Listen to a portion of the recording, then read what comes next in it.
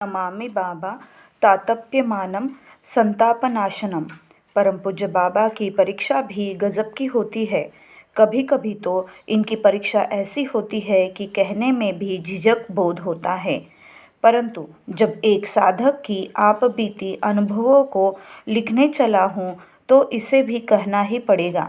रांची धर्म महाचक्र से लौटने के लगभग 1 महीना बाद मुझ में पानी वाले चिड़ियों का मांस खाने की प्रबल इच्छा 5 वर्ष बाद फिर से जोर मारने लगी। यद्यपि मेरा पूरा परिवार निरामिष था, इसीलिए ऐसी इच्छा को सोहबत का असर कहना अनुचित होगा।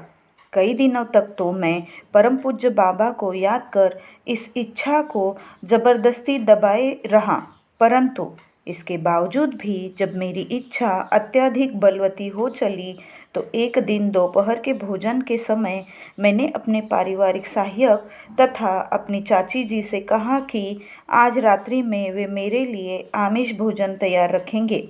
ऐसा कह मैं अपने दफ्तर चला गया।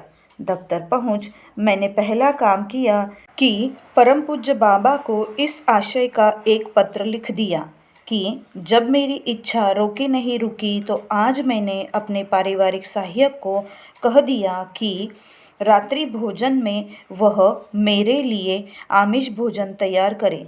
मेरे मुख से आमिष भोजन करने की बात सुन परिवार के सभी सदस्य आश्चर्य करने लगे, परंतु विरोध किसी ने नहीं किया।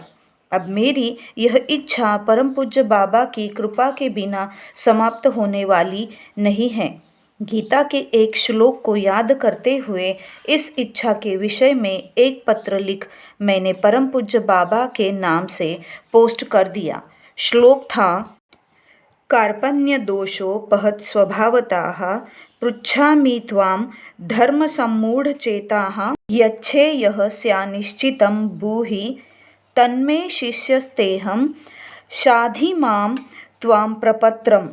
रात्रि भोजन के समय तक परम पूज्य बाबा की कृपा से मैं बिल्कुल भूल ही चला था कि मैंने आज अपने लिए आमिष भोजन तैयार करने को कहा है। जब आमिष भोजन मेरे सामने आया तो मुझे याद आया कि आज मैंने ही तो अपने लिए आमिष भोजन तैयार करने को कहा था। पता नहीं क्यों सामने आए उस भोजन की ओर देखने तक की मेरी इच्छा नहीं हुई। बिना देखे ही मैंने पारिवारिक सहायक से कहा कि इस भोज्य पदार्थ को हटा दो, मेरे लिए भी वही भोजन ले आओ जो चाची जी और मेरी पत्नी के लिए बना था, क्योंकि वे दोनों निरामिष थी। जब तक मैंने अपने मनोबल पर भरोसा कर इस इच्छा को दमन करने का प्रयास करता रहा, तब तक वह और बलवती ही होती चली गई।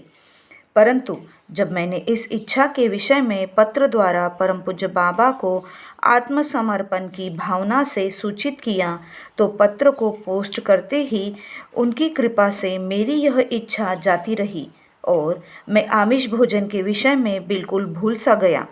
पारिवारिक सहायक अगर आमिष भोज्य सामने न लाया होता तो शायद यह विषय फिर कभी मेरे मन में परम पूज्य बाबा की कृपा से नहीं आता।